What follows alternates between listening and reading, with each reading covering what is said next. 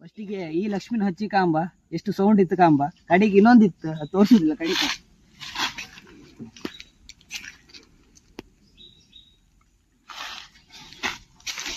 Sound ಹೆಂಗಿತ್ತು ಕಾಂಬ ಈಗ?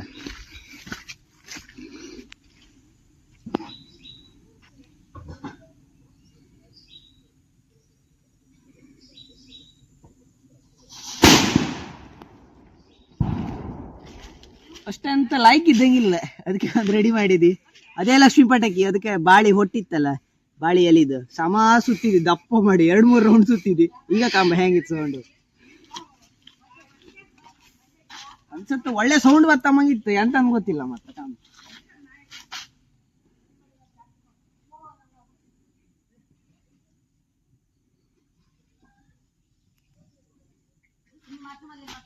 ಈಗ ಕಾಂಬ ಹೆಂಗಿತ್ತು ಸೌಂಡ್?